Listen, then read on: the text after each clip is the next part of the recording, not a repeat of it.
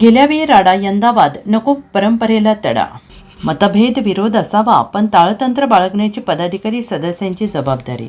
जिल्हा परिषदेच्या गतवेळच्या पदाधिकाऱ्यांच्या कार्यकाळात अध्यक्षांच्या बंगल्यावर राडा झाला, तो तोडफोड करण्यात आली. या प्रकरणामुळे जिल्हा परिषदेची राज्यभर मोठी नाचक्की झाली. आता नव्या कारभाऱ्यांच्या कारकिर्दीची सुरुवात वादाने झाल्याने जुन्या कटू आठवणी जाग्या झाल्या. मतभेद विरोध जरूर असावा, पण विरोध करताना ताळतंत्र बाळगण्याची परंपरा जपण्याची सर्वच लोकप्रतिनिधींची जबाबदारी आहे.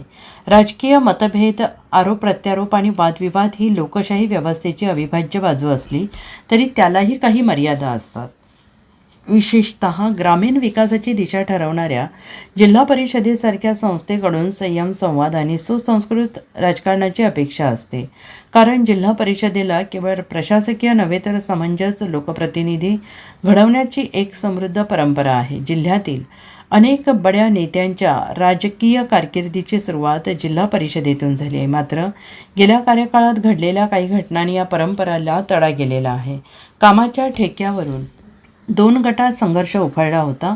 विकासाच्या मुद्द्यांपेक्षा या घटनाच अधिक चर्चेत राहिल्या होत्या. जिल्हा परिषदेच्या प्रतिमेला धक्का बसला. या कटू अनुभवानंतर नव्या पदाधिकाऱ्यांच्या रूपाने जिल्हा परिषदेला नवे नेतृत्व मिळाले आहे. काही अपवाद वगळता बहुतांश सदस्य पहिल्यांदाच निवडून आलेले आहेत. प्रशासन, विकास कामे आणि विविध विषयांची माहिती घेण्यावर त्यांचा भर दिसून येतो आहे. नेते घडवणाऱ्या या पाठशाळेत नव्या पदाधिकाऱ्यांना सत्तेत येऊन 4 महिने पूर्ण होत नाही तोपर्यंत समाज कल्याण विभागाच्या सौर पथदिवे योजनेच्या कामावरून बुधवारी वादावादी झाली. त्यामुळे गतवेळच्या कटू घटनांची पुनरावृत्ती होणार का अशी भीती व्यक्त केली जाते आहे. लोकशाही व्यवस्थेत एखाद्या विषयावर मतभेद असणे स्वाभाविक आहे. एखाद्या निर्णयाला विरोध करणे, गैरप्रकारांवर आवाज उठवणे किंवा चुकीच्या बाबींना जाब विचारणे हे समृद्ध लोकशाहीचे लक्षण मानले जाते. मात्र मतभेदांचे रूपांतर संघर्षात होऊन जिल्हा परिषदेच्या प्रतिष्ठेला धक्का बसणार नाही याची काळजी घेणं गरजेचं आहे.